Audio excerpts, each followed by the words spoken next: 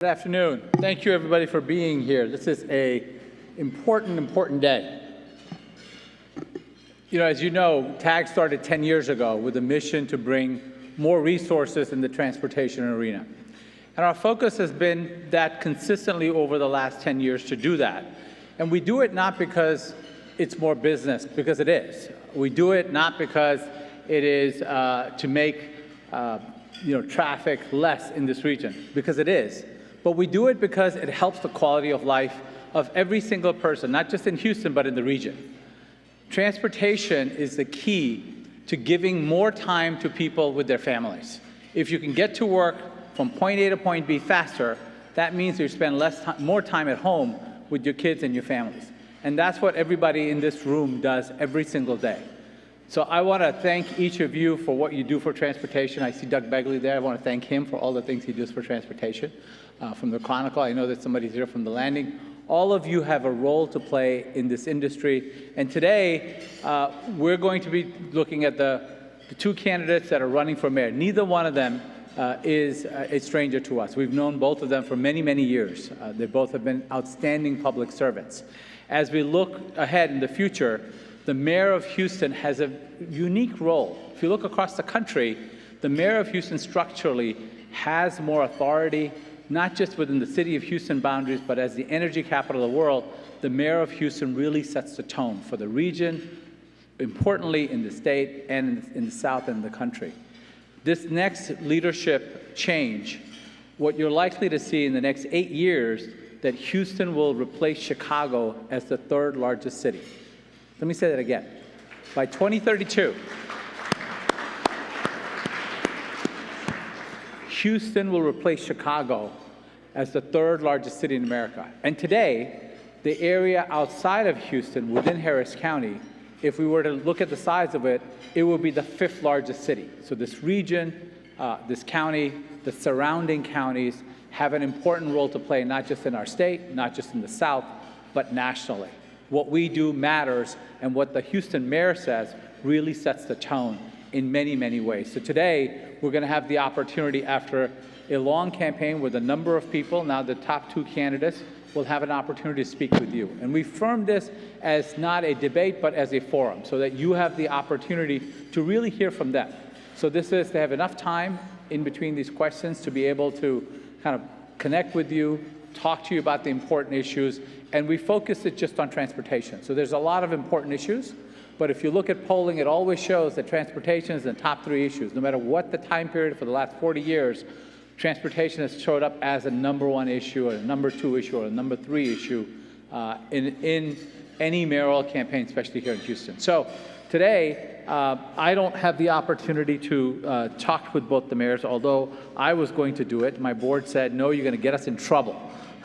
So instead, we have an outstanding friend for many, many years, a local political analyst, a popular with Houston media and popular with Houston Matters.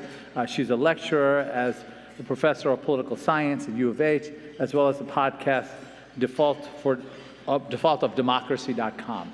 Nancy has been not a stranger to many of us in the room, has done a great job in her civic leadership, and so we're very proud to have her today in moderating the debate with our two candidates. So with that, Nancy Sims, if you can come on up, please give her a round of applause. And then as she asked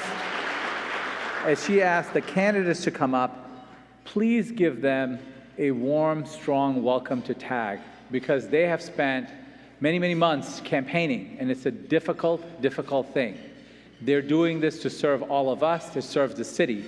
So with that, I'm going to ask our two candidates to join us at the podium. Please give them a round of applause. Thank you. Yes.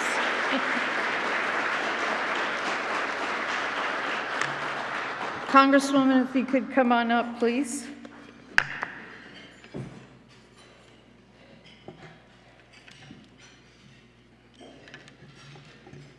Thank you all so much for being here today.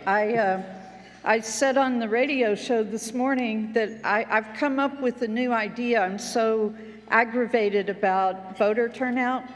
I'm just really, really sad about voter turnout. this year, so I decided that 311 should have a list of people that voted in city elections. And if you voted, you get your call answered and your problem handled more quickly than if you didn't. I don't know about you all, but I'm so tired of people complaining to me about streets and potholes, and then they don't vote. Just 250,000 Houstonians voted. And so for you all, I mean, congrats to being in the runoff, but painful participation by our citizenship. Okay, we really want to thank you for being here today. As you know, and Mustafa mentioned how hard these folks have been working, but they also both have other jobs. Senator Whitmire is our Texas State Senator. Sheila Jackson-Lee is our Congresswoman. I think they both were in Washington and Austin yesterday trying to solve the nation and state's challenges. So with that, we'd like to add, one piece of business, you two. Timekeeper's right here. You see her? And she's got her cards. Do you see her? Will you hold up a card for us so we can, thank you. Okay, so we'll be sticking to time. And so you've got 2 minutes. Senator Whitmire, we're gonna start with you. Tell us why you're willing to give up your tenured position in Austin, which has been of great benefit to Houston, to run for mayor, and then Congresswoman, why you're willing to give up your congressional seat. So we'll start with Senator Whitmire. Thank you, Nancy. It's simple. I want to make a difference. I was asked by Houstonians to weigh where I could be most effective, use my experience, and make a difference. And I want to come closer to the problems that, quite frankly, I've been working on for my career. I want to thank the Transportation Advisory Group, Mustafa, Christina, other founders. As a public official, it's been such an effective group to unite our voice from the greater Houston area on transportation and mobility. Instead of multiple contacts, to have one single entity to contact us in Austin is benefiting our greater Houston community. I'd like to thank the ACEC members of Houston and Texas. Thank you for your endorsement. I've enjoyed working with you. I've enjoyed being invited to be a speaker at your conferences, and it's better, even more to come. What I would like to do today is definitely talk about my vision for Houston's mobility and infrastructure. Won't be able to lay it all out today, but I definitely, in the next few days, will lay out a Houston Public Works infrastructure restoration and expansion program.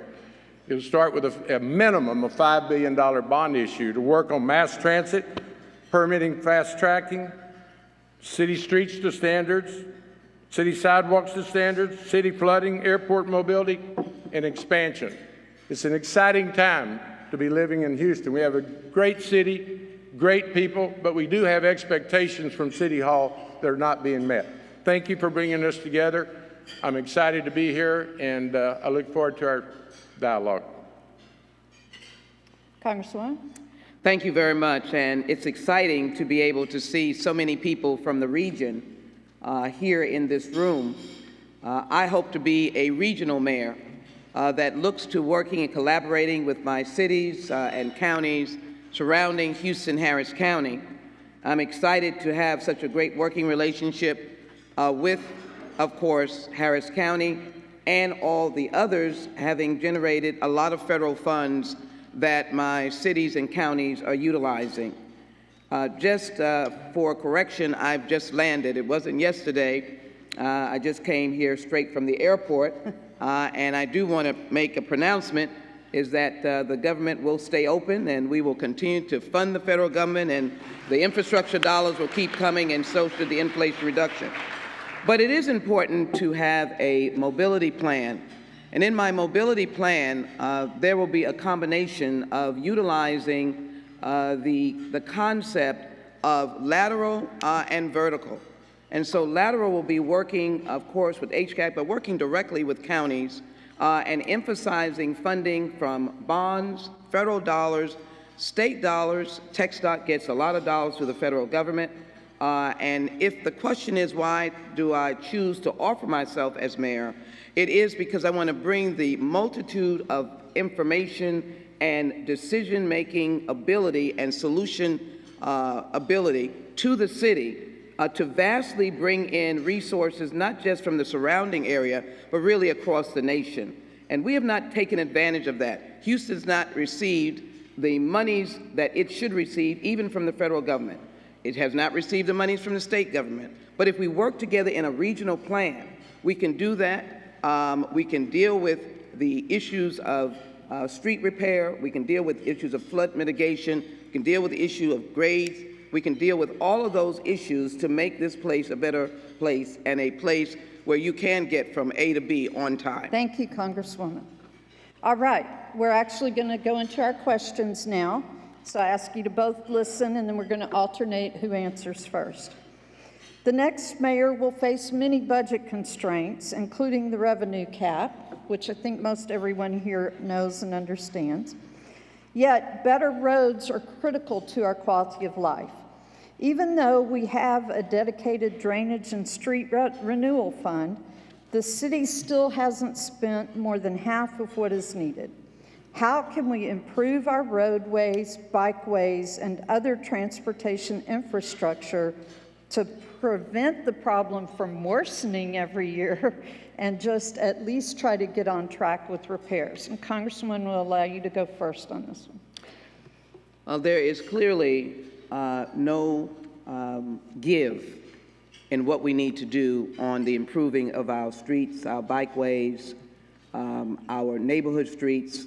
All you can hear when you travel and meet with constituents is that there is a crucial crisis. First of all, I think it is important that we spend the money that is in the dedicated drainage and street renewal fund, and that we renew and look at how we can reuse, rebuild Houston, and to utilize those dollars. We need to work with Public Works in a very extensive manner. We need to also have a czar that focuses on transportation that is in the mayor's office. Transportation comes in many different ways, and of course we have to spend money for it. Well, there are 2 more years left in the Inflation Reduction Act and 2 more years in the bipartisan infrastructure bill. Again, as I said, we have not gotten all the dollars that we should. I believe putting forward a very important plan to that request, that grant monies, will allow us to focus narrowly on the ills that we have here in the region, but specifically in Houston, using federal dollars, but as well using public-private partnerships, and as well using other resources to be able to provide some funding, bond proposals as well. I want to look at all of those things, and I want to make sure that our budget is balanced, a structurally balanced budget, to make sure that we can do the work that we have to do, but that the budget is balanced. I do want to be very keen that our balanced budget is in 2024, 2025, so it is 2026. We'll have 18 months to really look at how we can emphasize street repair, emphasize the elements of a better system of mobility. All of that can be done in the time period that will allow us to have a balanced budget in 2026 and more investment in our city. Senator Whitmire. What we're going to do is consider everything necessary to not kick this issue down the road anymore. We're going to be bold. We're going to work across the aisle. We're going to work with the state. I'm uniquely qualified and in a position to help Houston-Harris County work with Austin and get additional resources. We'll also work with the county. I'm reaching out to the commissioners to partner in their precinct as we talk today. Obviously, the tourists will play a major role. But what we first got to do is get the confidence of the people of Houston that we're spending their money wisely. You can't ask them in previous bond issues or other drainage fees and not use it as you committed to. So my first obligation will be to be very transparent. I don't think any of us know the true picture of the city's finances till we get down there and look and see it's currently being spent. So we'll be bold, we'll reach across the aisle, and we'll get things done. Thank you, Senator. All right, we will start with you for this next question. As you both know, certainly from your years in this region, Houston has multiple employment centers, and HGAC has a map that reflects where people work. and the concentrations of where employment centers are located. We have uptown, downtown, energy corridor, medical center, and more, as well as employment clusters in the Woodlands, Montgomery County, the 290 area, the 90A area, Fort Bend County, and Galveston. Are you supportive of improving regional public transportation that not only supports suburban residents commuting inbound, but also for Houston residents commuting outbound for work? How would you encourage Metro and the Gulf Coast Rail District to support these commutes and encourage residents to use mass transit? That's like 5 questions in one, but. No problem. First of all, it starts at the top. You have to take the position that we're all in this together. When I was approached by Houstonians 2 years ago to run for mayor, the message was to me, Whitmire, you can unite people. We've got to not only unite every community in Houston, let them know that they're strategic, but we've got to go outside of Houston. I love people, so when I go to my dentist, I ask the receptionist, where do you live?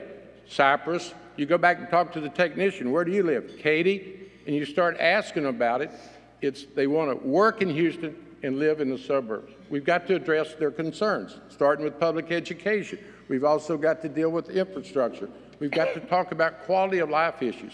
I want people to want to live in the city of Houston. If they do not, they choose to go to the suburbs, we've got to make the system, bring them into town. It's essential to our economy and our job market. That's the reason I was a supporter of a reasonable 45 expansion. I represent Independent Heights. I know some of the relocation issues. I worked with TxDOT. I'm in a unique position to have TxDOT continue to take in our views, representing all of our communities.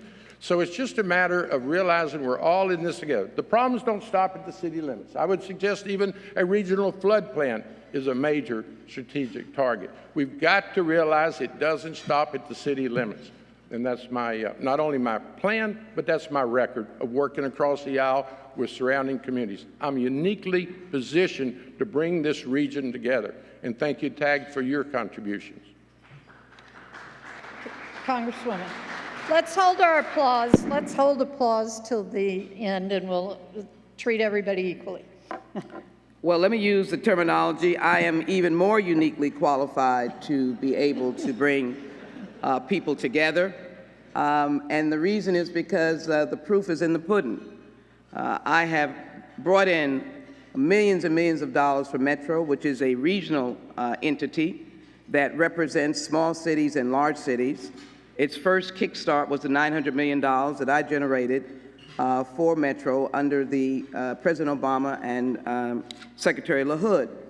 I'm endorsed by leaders of Harris County and have worked with them over the years because we have provided them funding. I've worked with small cities, surrounding small cities, because I've represented them. And so the concept of leadership is an element, but also a concept of looking for resources. And in order to look for resources, there are a whole level of concepts that one might use. You have to encourage people to view the region as their home. I will encourage them to do that.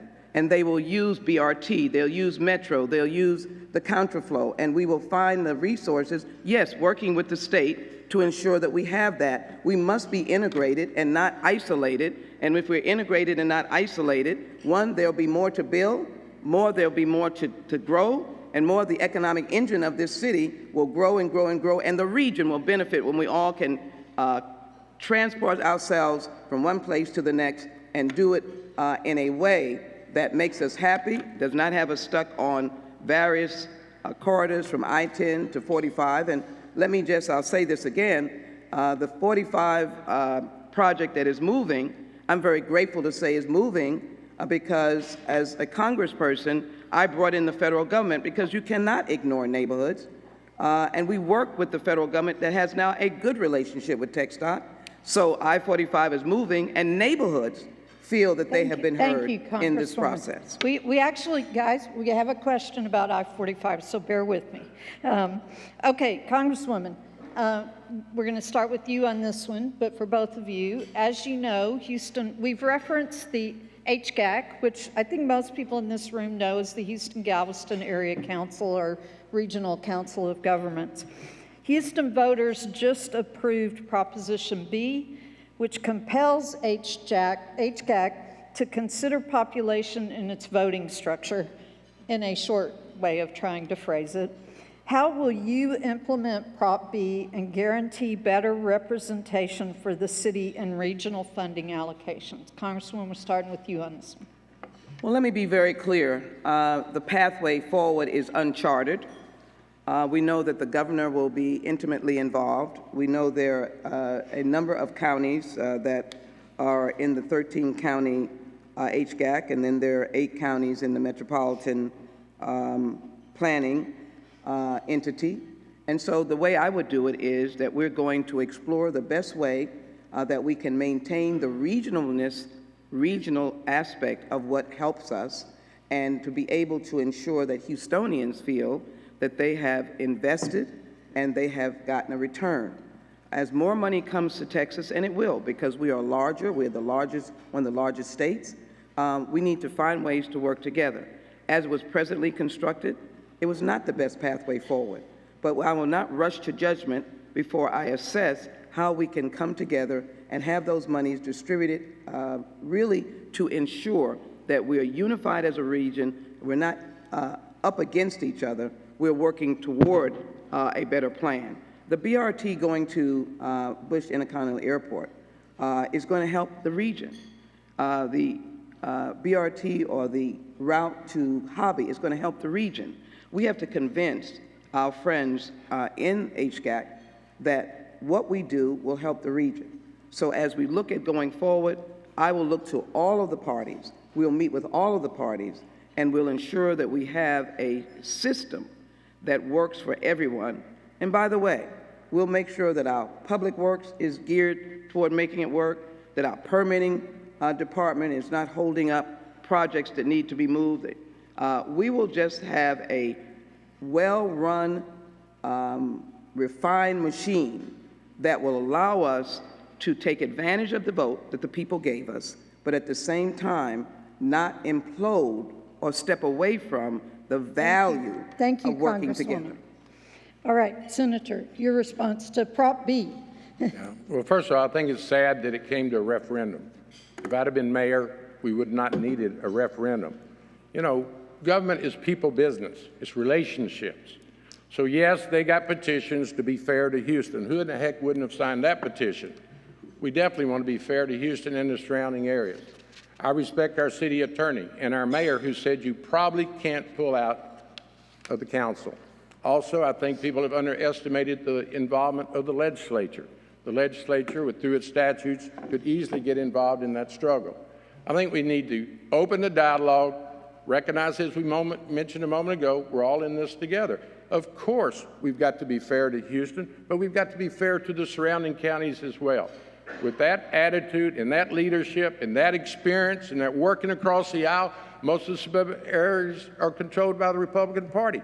They do clash at election time with the city of Houston. But I was taught by Bob Bullock, after the election, you put politics out in the hall, you come in the Senate chamber and get things done. That's the can-do attitude that I'll take to City Hall. Thank you, Senator. All right, you get to take the lead on this next question, which is another long one. But I'm going to make sure everybody knows what we're talking about, too. As one of the nation's leading cities, Houston can lead the way in adopting advanced air mobility technologies, kind of air taxis, essentially. Drones for people. So you all engineers are sure ahead of the rest of us on this subject. But how do you plan to position Houston as a pioneer in integrating these innovative transportation solutions, such as electrical vertical takeoff and landing, into our urban landscape? What strategies will you implement to ensure that Houston not only adopts, but sets a national standard for regulatory frameworks, public-private partnerships, and equitable access across all communities? I don't know who slipped that question in. It wasn't me. But they need to travel down our roads and see what our real problems are. the airspace and transporting people by drones and other futuristic measures is probably going to be someone else's problem. I'm going to try to fix drainage, our water lines, our potholes. It ain't potholes anymore. It's whole slabs, entire streets. So yes, I look forward to visiting with those that are concerned about traveling by space. It would solve a lot of our traffic jams for sure. I will suggest that the spaceport at NASA and what the City of Houston Airport System is doing at the spaceport is exciting. I've spent time there, and I believe when man lands or woman lands on Mars, they're going to say, Houston, we have landed. So that is one asset that we need to commit ourselves to, and I could see where they could play a role in answering that question. There's some scientists at NASA are a hell of a lot smarter than me on trying to go across airspace, but I'll listen to them. Okay. Congresswoman. Well, you can't run away from reality, and that is that that's what we're moving toward, this kind of technology. I am a big believer in getting around or ahead of AI, artificial intelligence. I am a believer in the new concept of air taxis as well as the vertical approach. It means that you might not have it tomorrow, but you will have it in the very near future. If you look at my proposal or my goals for this city, it's taking Houston to the future. I want to establish us as the research capital of the nation, or research capital initially of the Southwest.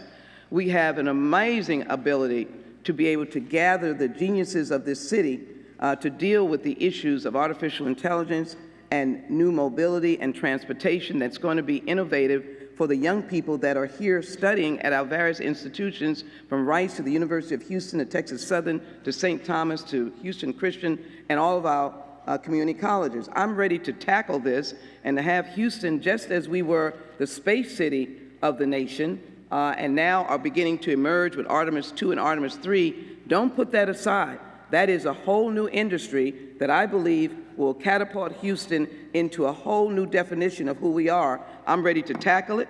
I indicated I want to have an AI representative in the cabinet, in my office, if you will, to be able to focus on how we utilize new modes of transportation. Never close the door on any mode of transportation, because that's going to make Houston more than just the third largest city in the nation. It's going to be the best city in the nation, and it's going to be an international icon when people start looking to Houston, Texas, what's going on there. Innovation, innovation, innovation.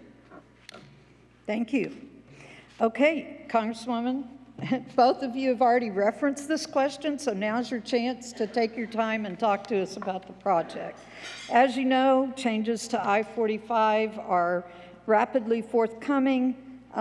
There's been a lot of controversy, a lot of discussions. The project is decided and moving forward.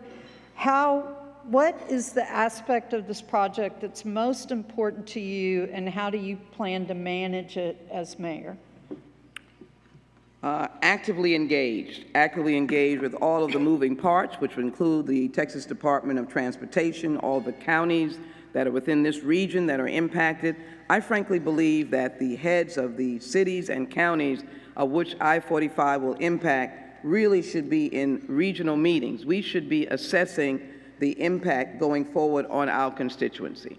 It is clear that it had a standstill. I know it well because TxDOT and others came to me. We were at a standstill. The state could do nothing. But what I did was to recognize and respect the concerns of neighbors going beyond Independence Heights, going to near North Side and many other areas, and they had real issues. The safety of children going back and forth to school, air pollution issues, toxic, which were valid, the loss of housing. Those are real issues, the loss of public housing, which is very difficult to replace. And so I started working even before that. I've been engaged with the I-45 project. But the main thing I did was to bring to the table President Biden and the President and the Secretary of Transportation working under a Title VI to try to find a way to get a resolution. We got a resolution. We have an MOU for the Harris County, an MOU for the city. We have housing. We have issues dealing with a more refined toxic response, dealing with safety for our children, dealing with how to replace those homes. That is how you make government work across lines of Republican and Democrats. Because I talked to the commissioner of TxDOT, we met, a commissioner who represented Houston, Harris County, and I didn't stop. And we got all these people together, including the Secretary of Transportation. There's better relationships now because Sheila Jackson Lee was engaged, and we're moving forward. We were not moving forward. We are moving forward, and it doesn't mean there will not be hills and valleys. But I, as mayor, will be engaged to be a problem solver to the problems that may come up, working with the colleagues and allies that I have in the different jurisdictions. Thank you, Congresswoman. Senator. We've got to protect the 45 expansion. There was a meeting last night of the anti-45 activists, and they're getting involved in the mayor's race, and they're not supporting me. So if you think the 45 expansion is in place, you're mistaken. There is still much activity to block it. I've represented Independent Heights for 50 years. I was up for re-election 2 years ago, right in the heat of the discussion. They support me because I'm the voice of reason. I bring people together. I'm uniquely positioned to have TxDOT continue the dialogue with our communities. But protesting and raising your voice is not the solution to a successful 45 expansion. I wish I had time to tell you about legislation creating an entertainment district for downtown Houston, which the city gave me last session because I can get it passed across the aisle. We're going to put 45 and 59 underground behind the George Brown, get hotel occupancy tax revenue to create a green space, an east side entrance to the George Brown Convention Center, a new convention hotel, expand the George Brown. We've got to have the expansion of 45 to carry out this economic development. Our port depends on 45 for transportation. I could go on and on. It's illogical to try to isolate the central district from our suburbs, our sports venues, our restaurants, our medical center, on and on. Anyone that would delay that, and they've done it successfully, taking the price tag from $7 billion to $10 billion, tremendous cost to the taxpayers. Let's get it done. Thank you, Senator. All right. Another topic you've both touched on already, flooding and drainage are an ever-present issue for Houstonians. Knowing that storms are inevitable and roads will flood, what is your proactive approach to tackle the ongoing need for improvement? Senator, we'll start with you. Flooding and drainage. Flooding and drainage. Well, obviously, any issue we talk about today is not going to be resolved until we admit we have a problem. And that can involve any issue we talked about. We cannot kick that can down the road. People send me on a routine basis our broken water lines that are just not being addressed. Our water supply. Great cities do not boil water for 2 days like we did this spring. That is not helping us with our economic development. It's not helping us retain families that want to live in the city of Houston. So you have to be very transparent. The East Side Water Plant, we all know, is very fragile. They've discussed it at City Hall for years. No action was taken. I will be bold, as I said in my opening statement. The public supports infrastructure. They support maintenance, streets and drainage and flood control. But you've got to level with them. You've got to let them first know you acknowledge there's a problem. You can't keep paving over it. You've got to go ahead and get people together.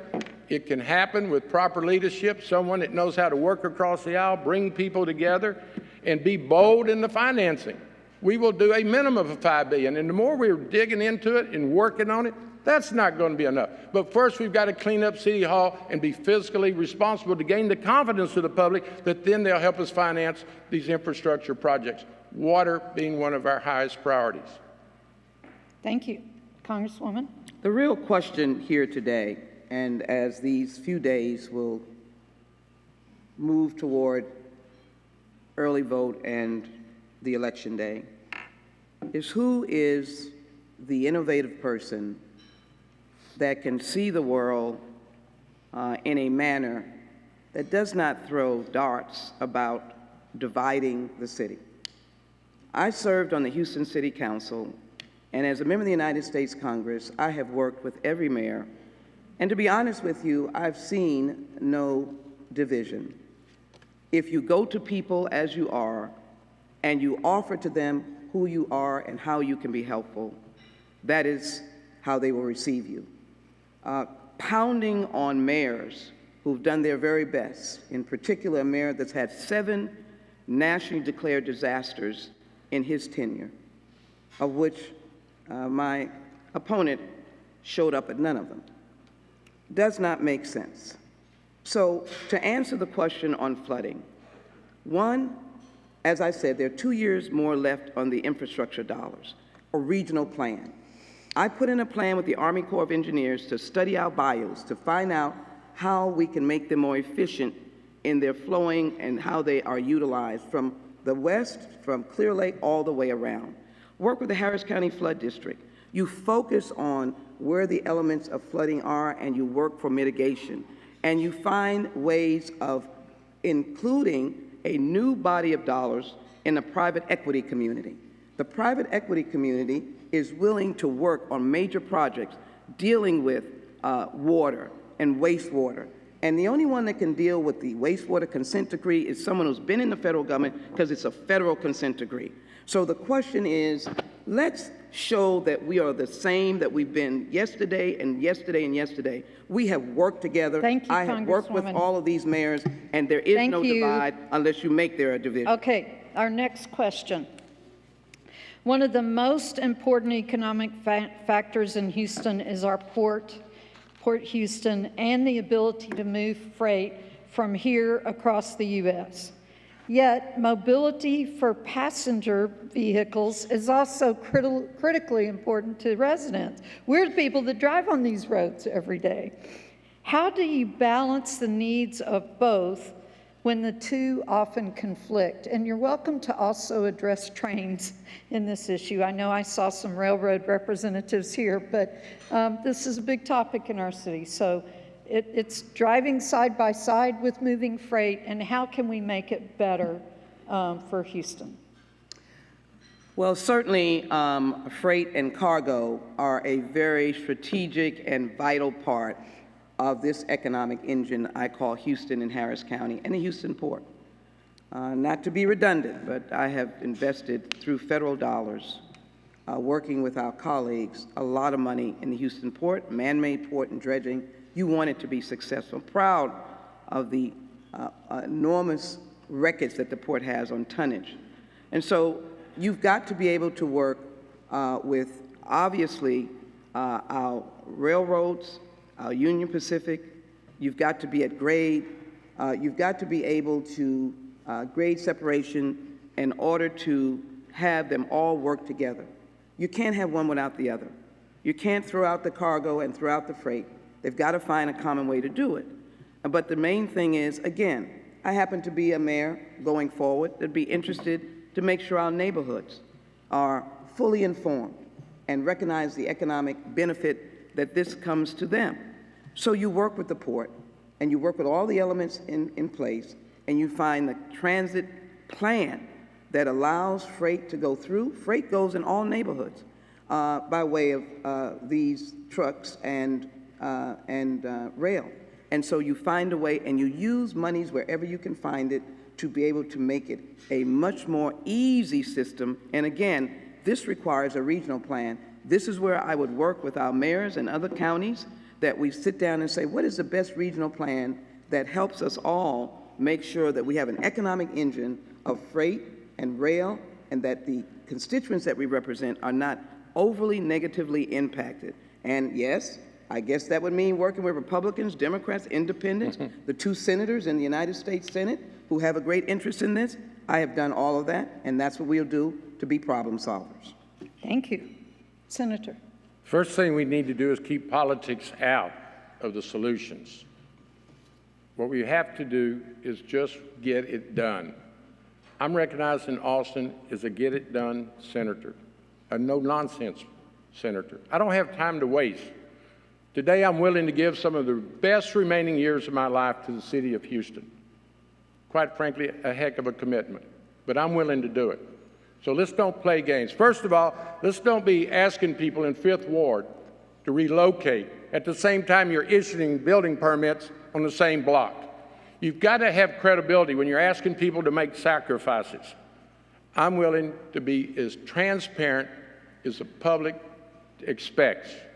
You have to shoot straight with the public. They'll back us on our infrastructure, our mobility. We've got to have a user-friendly airport. I know we have a lot of construction going on, but do you know the calls I get late in the evening? Senator, we haven't moved in 30 minutes.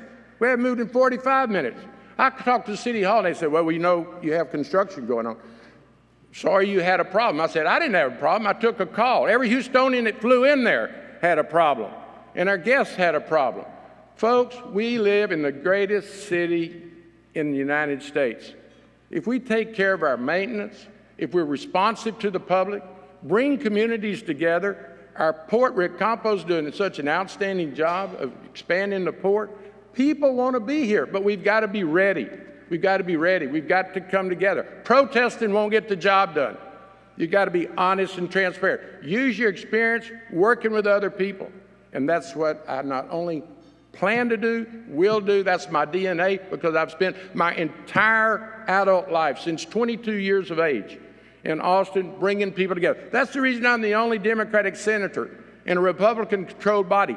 They know, take it to Whitmire, he'll bring us together and get it done. I'm bringing that public service to Houston. Thank you, Senator. Okay, we're just going to have a little bit of fun here.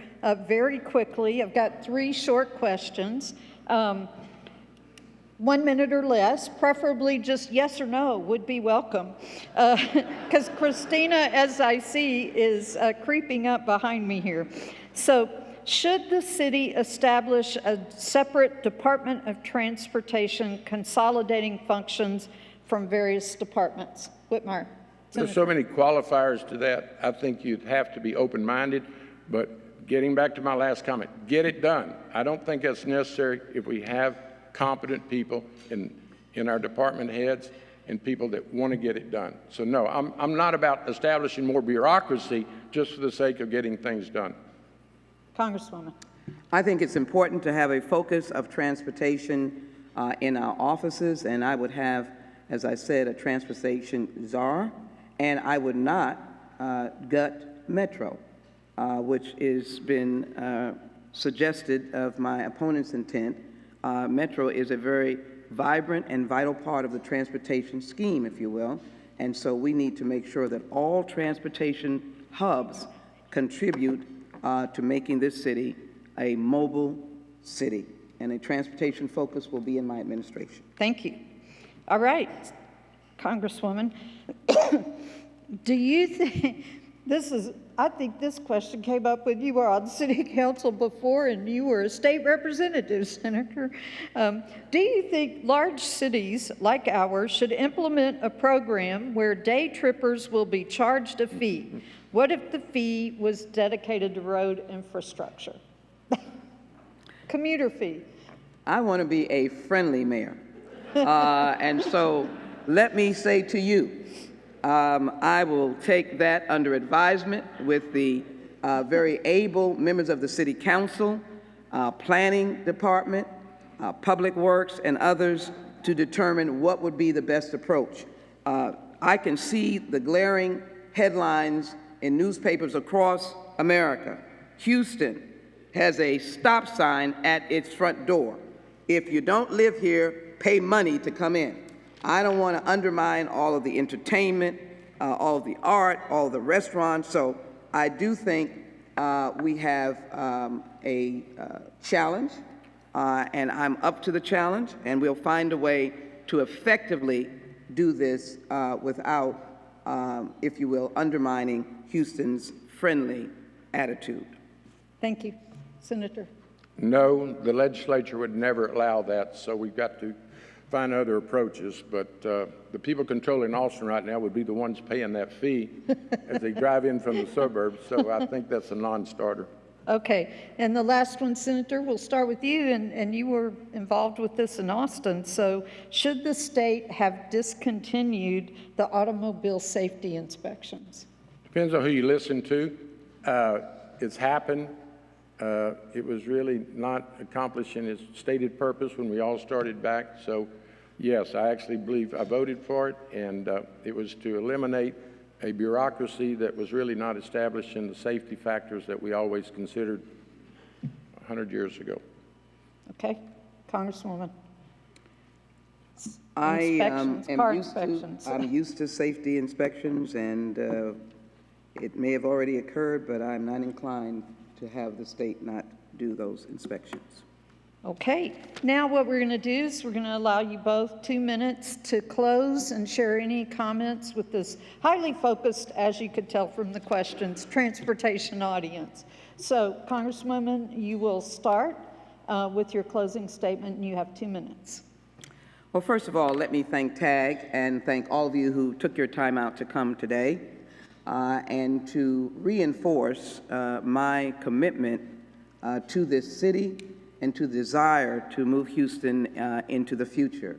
To do so, transportation is keenly a part of our daily life, it's part of our social life, it's part of our economic life, and it is part of the future of our children.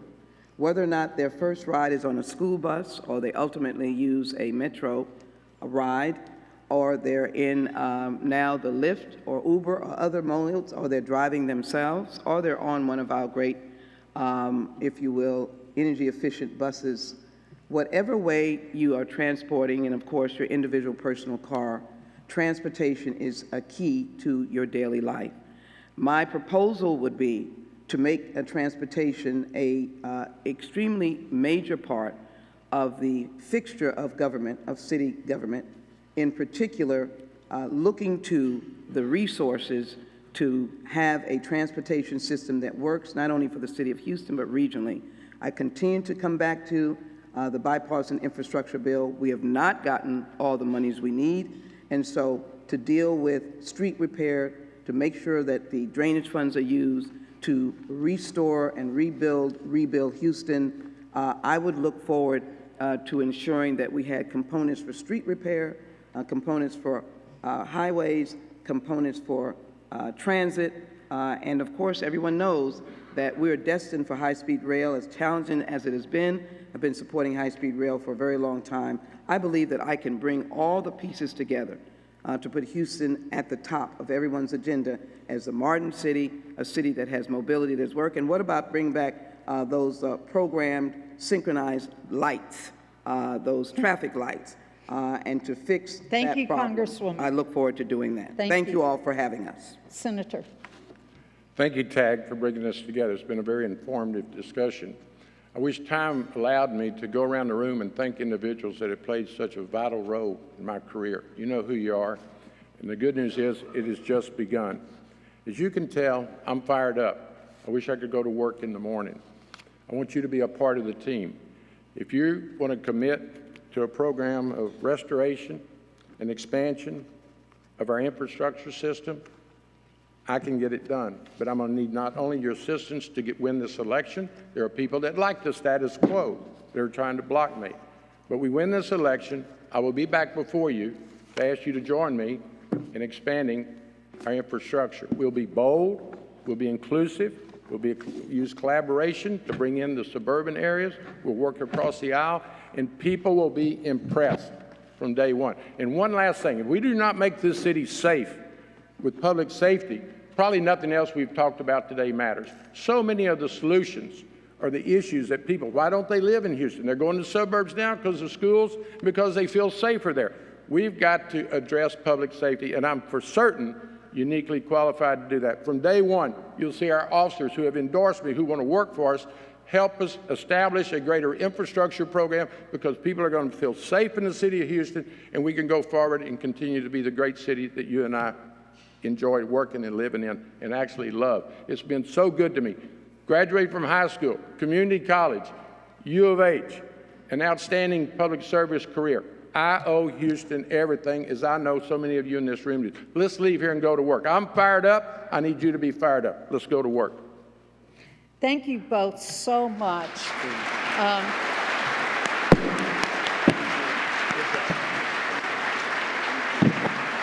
I'm gonna ask you both. Oh, let's get a picture here of you shaking hands with me in the middle. Right. I liked that handshake. So right. You want to get a picture of shaking hands? Which way we're looking?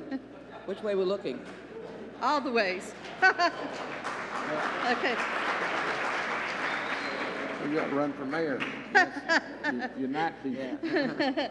Thank you all so much. And now I'm going to turn it back over to Christina. Some pictures. Some pictures. It's always picture Senators time. and ask Senator, wow, that was phenomenal. Thank you so much. Congresswoman, Senator Nancy, that was just insightful and really appreciate it. You just bear with me while I ask the board to join us while take a picture. I just want to make a couple of announcements. First, of course, thank you to both of you for sharing your time. But I did want to also do two privileges. There's two people I really want to thank. Well, there's several. First, our TAG staff. Let's give them a round of applause. Thank them so much, Oriana and Lori. I want to acknowledge my husband, Detective Arturo Mejia, for always being so supportive and honorary tagger. And last but not least, a very dear friend of mine who I met I don't want to admit it, but 30 years ago. And little did I know she'd be my dearest friend. We met in Washington, and I'm so proud to call her a friend. And she's a state senator now. My very dear friend, Carol Alvarado. Thank you. Happy birthday. It's such a, always remember who your friends are. And I always want to thank her for her friendship for 30 plus years. We'll not admit how old we are, but 30 years. All right, ladies and gentlemen, also want to thank you for coming today and announce that our final and other phenomenal event will be on December 13th, our next TAG event. It'll be with Chairman Terry Canales, Chairman of the Texas Transportation Committee, and we'll be here at this hotel, and we look forward to having you.